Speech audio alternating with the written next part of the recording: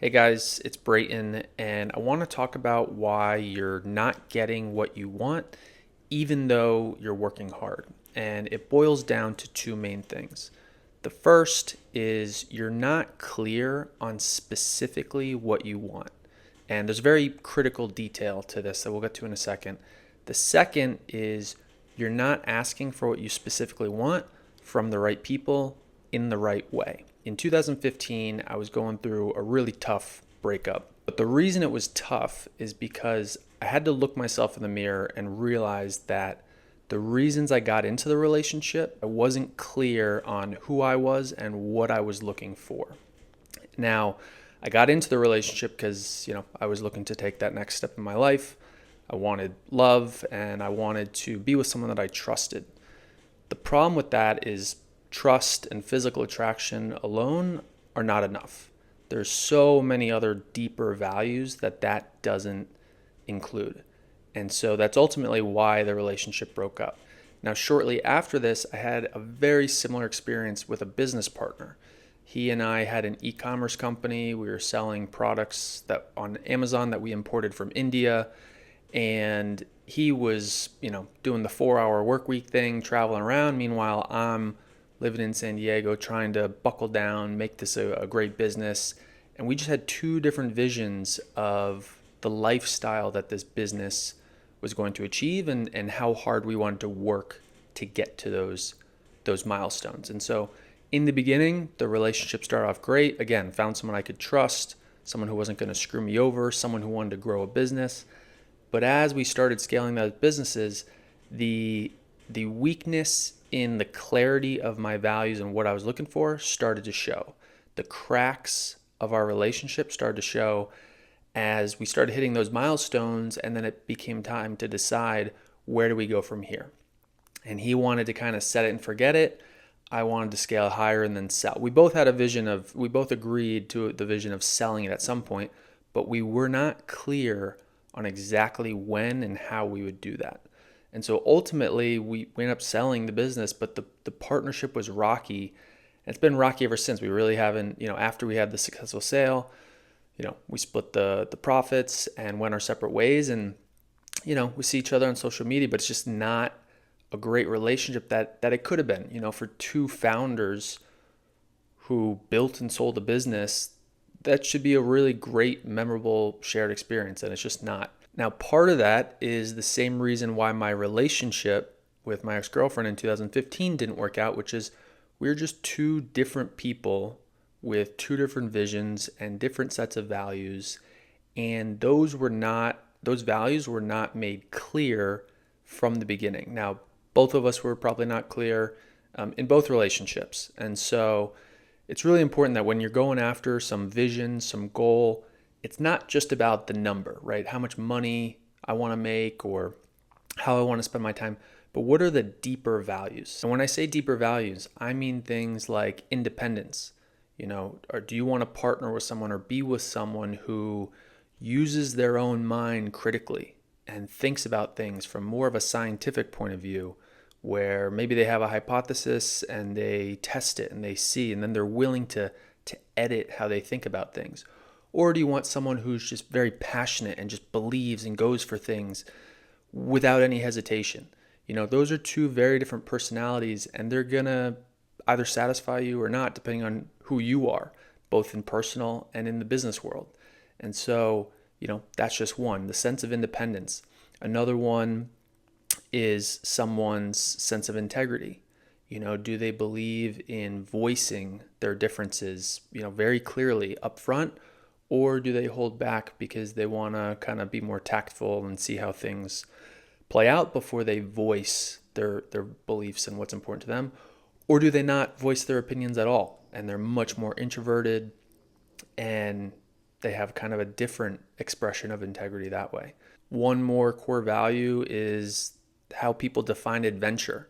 Some people can be in an apartment by themselves and having an adventurous life because of how they're using their mind and they're exploring the world on the internet and making friends on the internet and building internet businesses. Meanwhile, for someone else, they're like, how could you possibly be adventurous staying in one location? I need to be out and about around the world, exploring new places and meeting new people. So people have different concepts of what these deeper values are.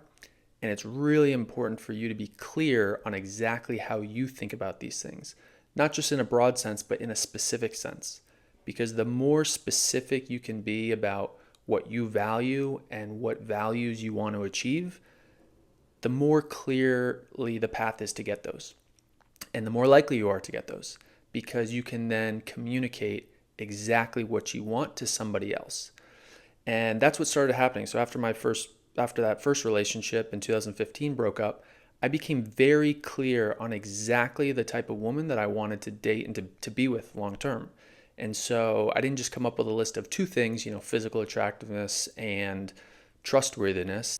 I wrote down a list. I opened up my laptop, opened up the notes app, and I wrote down a list of 30 to 40 very specific values that I was looking for. I started off with the aesthetics. What was I attracted to physically? What was important to me in that regard? But then much deeper, what were the personality traits?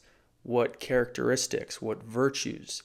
How does she like to spend her time? How does she like to use her mind? What types of career problems does she like to focus on? What is her relationship with her family? Or, how does she see having relationships with her family or friends? I got very specific about this. And, if you want, I'm not going to share it publicly, but I can share it privately. So if some of you are interested in this, I'd be happy to share exactly what I wrote down. I did this for a friend, a business owner in the e-com world. He did it, and it's funny. Now I see his stories on his WhatsApp of him, with his new girlfriend, his intimate partner, and he's living a life that I didn't see him living before. So I'm really happy that this process, this exercise of listing very specific values that you're looking for works not just for me, but I've seen it for other people that I care about too. Because once you know what this is, what these characteristics that you're looking for, you can start to screen for them. So I started in the dating world. I started going on dates and just immediately asking within the first 5 minutes, what do you think of business? What do you think of businessmen? What do you think of entrepreneurs?